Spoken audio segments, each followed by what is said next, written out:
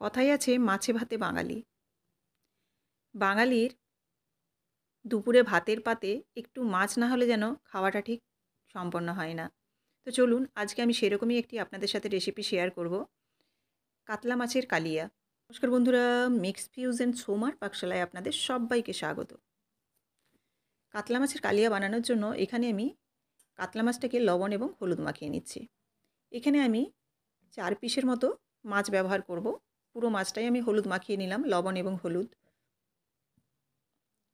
লবণ হলুদ মাখিয়ে নেওয়ার পর কড়াই দিয়ে দিয়েছি এখানে সর্ষের তেল। পুরো রান্নাটাই আমি কিন্তু সর্ষের তেলে করব। সর্ষের তেলে রান্না করলে কিন্তু স্বাদ হয় দুর্দান্ত। এবার এখানে দিয়ে দিচ্ছি লম্বা একটু মোটা করে কেটে রাখা আলু। লবণ এবং হলুদ দিয়ে এই আলুটাকে একটু ঢাকা চাপা দিয়ে লাল করে ভেজে নিতে হবে। ঢাকা দিয়ে দিলে আলুটা একটু নরম হয়ে যাবে, তাহলে কিন্তু সেদ্ধটাও খুব তাড়াতাড়ি হয়ে যাবে। একটু ঢাকা দিয়ে নেড়ে চেড়ে এরকম লাল করে ভেজে তুলে নিলাম। এতে কিন্তু আলুটা প্রায় 50% মতো সেদ্ধ হয়ে গেছে। এদিকে এবার মাছগুলোকে ভেজে নিচ্ছি। এখানে আমি 4 পিস মাছ ব্যবহার করছি। মাছটাকেও এপিট ওপিট উল্টে ভেজে নেব হালকা লাল করে। খুব একটা কড়া করে ভাজছি না, যেহেতু একেবারে টাটকা মাছ সেজন্য কিন্তু খুব একটা কড়া করে ভাজার দরকার নেই। খুব বেশি কড়া করে ভাজলে মাছটা শক্ত হয়ে যাবে, টেস্টটাও কিন্তু অনেকটাই কমে যাবে। সেই জন্য টাটকা মাছ হলে কিন্তু এরকম একটু কম করে ভাজলে খেতে বেশ সুস্বাদু হয়।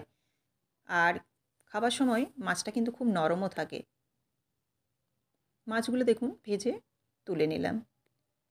এবার এই তেলের মধ্যে আমি দিয়ে দেব কুচনো পেঁয়াজ। পেঁয়াজটাকে একটু কুচিয়ে নিয়েছি, খুব একটা মোটা করিনি, আবার খুব কিন্তু একবারে ফাইন চপও করিনি। কুচিয়ে নিয়ে এখানে একটা পেঁয়াজ আমি ব্যবহার করছি। পেঁয়াজটা দিয়ে একটু লবণ দিয়ে দেবো, যাতে পেঁয়াজটা খুব তাড়াতাড়ি নরম হয়ে যায়। লবণ দিয়ে নাড়াচাড়া করে পেঁয়াজটাকে এবার একটু ভেজে নিতে হবে। এতে পেঁয়াজটা নরমও হয়ে যাবে আর একটু ভাজা ভাজাও হয়ে যাবে। নাড়াচাড়া করে দেখুন পেঁয়াজটাকে ভেজে নিয়েছি। এবার এর মধ্যে দিয়ে দিচ্ছি হাফ চামচ রসুন বাটা আর হাফ চামচের মতো আদা বাটা। যেহেতু মাছের পরিমাণটা কম সেজন্য কিন্তু আমি হাফ চামচ করেই ব্যবহার করলাম। যদি মাছের পরিমাণ বেশি হয়ে থাকে তাহলে কিন্তু এর পরিমাণ, অর্থাৎ আদা রসুন পেঁয়াজের পরিমাণ বাড়িয়ে দেবেন। এবার নাড়াচাড়া করে ভালোভাবে মিশিয়ে নিতে হবে। আদা এবং রসুনটাকে একটু কাঁচা গন্ধটাও কাটিয়ে নিতে হবে। এই পর্যায়ে আমি দিয়ে দিচ্ছি জল। এখানে আমি মিক্সির জারটা ধুয়ে জল দিলাম। আদা বেটেছিলাম যে জারটায়, সেই জারটার জল এখানে কিছুটা দিয়ে দিলাম। কারণ মশলা কষাবার জন্য কিন্তু জলের প্রয়োজন, নইলে কিন্তু মশলা পুড়ে যাবে। দিয়ে দিলাম হলুদ গুঁড়ো, দিয়ে দিচ্ছি জিরে গুঁড়ো, ধনে গুঁড়ো। সবই আমি হাফ চামচ করে ব্যবহার করছি। দিয়ে দিলাম কালারের জন্য কাশ্মীরি লঙ্কার গুঁড়ো। দিয়ে দিচ্ছি ঝালের জন্য 2টো কাঁচা লঙ্কা। চাইলে এখানে পুরোটা গুঁড়ো লঙ্কায় রান্না করতে পারেন, কিংবা আপনারা শুধু কাঁচা লঙ্কা দিয়েও রান্না করতে পারেন। আমি কালারের জন্য এখানে কাশ্মীরি লঙ্কার গুঁড়ো একটু ব্যবহার করেছি। এবার দেখুন নাড়াচাড়া করে একটু ঢাকা দিয়ে মশলাটাকে খুব ভালোভাবে কষিয়ে নেব। এইভাবে কিন্তু আমি দুবারের মতো ঢাকা দিয়ে দিয়েছি। আর ঢাকা খুলে খুলে একটু নেড়ে নিতে হবে, নইলে কিন্তু মশলাটা পুড়ে যাচ্ছে কিনা সেটা দেখে নিতে হবে। মশলাটা প্রায় কষানো হয়ে গেছে, আর সেই পর্যায়ে আমি দিয়ে দিলাম ভেজে রাখা আলুটা। আলুটা যেহেতু এখনও 50% মতো সেদ্ধ হতে আছে, তাই এই মশলাটার সাথেই দিয়ে দিলাম। দিয়ে নাড়াচাড়া করে এই আলুটাকেও একটু কষিয়ে নেব। আর এই আলুটাকেও কিন্তু একটু ঢাকা দিয়ে দেবো, তাতে আলুটা আরও বেশ কিছুটা সেদ্ধ হয়ে যাবে। দেখুন আলু এবং মশলা কিন্তু এখানে খুব ভালোভাবে নাড়াচাড়া করে আমি মিশিয়ে নিলাম, আর কষাও কিন্তু খুব ভালোভাবে হয়ে গেছে। দেখেই বোঝা যাচ্ছে যে তেল ছাড়া ছাড়া হয়েছে। এবার এর মধ্যে ঢেলে দিচ্ছি গরম জল। গরম জলটা দিলে রান্নাটা খুব তাড়াতাড়ি হয়ে যাবে। আপনারা চাইলে নর্মাল টেম্পারেচারের যে জল, সেই জলও দিতে পারেন। কালিয়া ঝোল করব না, সেজন্য কিন্তু জলের পরিমাণটা দেখে দেবেন। খুব সামান্য চিনি দিয়ে দিলাম। চিনির পরিমাণটা অতি অল্পই দিয়েছি।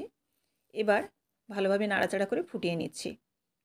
এই পর্যায়ে আমি একবার ঢাকা দিয়ে দেবো, তাতে বাকি সেদ্ধ হওয়ার জন্য যে আলুটা আছে সেটা কিন্তু সেদ্ধ হয়ে যাবে। এবার দেখুন ঢাকাটা খুলে আমি দিয়ে দিচ্ছি ভেজে রাখা মাছগুলো। মাছগুলো দিয়ে দেওয়ার পর আরও কিন্তু আমি মিনিট 5 রান্না করব।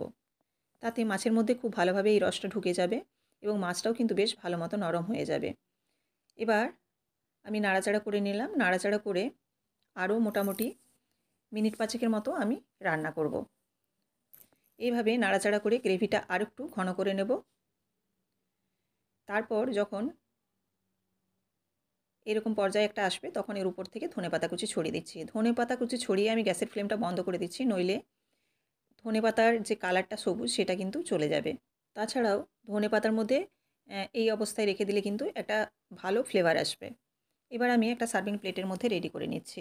তো রেসিপিটি আপনারা দেখলেন। যদি রেসিপিটি ভালো লেগে থাকে অবশ্যই লাইক, কমেন্ট এবং শেয়ার করবেন। আর এরকমই প্রত্যেকদিন বিভিন্ন ধরনের রেসিপি পাওয়ার জন্য অবশ্যই চ্যানেলটিকে সাবস্ক্রাইব করে দেবেন। সাবস্ক্রাইব করে বেল বাটনটি প্রেস করে দেবেন, তাহলে আমার যে সমস্ত রান্না আমি প্রত্যেকদিন দিই তার নোটিফিকেশন আপনাদের কাছে কিন্তু সবার আগে পৌঁছে যাবে। তাই অবশ্যই আপনারা বেল বাটনটি প্রেস করে দেবেন। উপর থেকে দেখুন আমি ধনেপাতা কুচি ছড়িয়ে দিচ্ছি। ফেসবুক থেকে দেখে থাকলে পেজটিকে অবশ্যই ফলো করে দেওয়ার অনুরোধ রইল। আর দেখুন কাতলা মাছের কালিয়া কতটা সুন্দর দেখতে হয়েছে, কত কম তেল মশলায় এত সুন্দর একটা রান্না। অবশ্যই আপনারা একবার হলেও চেষ্টা করে দেখবেন। আমি ঠিক যে প্রসেসে করেছি, যেভাবে করেছি এরকমভাবে করবেন। ভীষণ ভালো খেতে হয় আর দুর্দান্ত স্বাদ হয়। তো আবারও আপনাদের সাথে দেখা হচ্ছে আগামীকাল কোনো রেসিপির সাথে। ধন্যবাদ।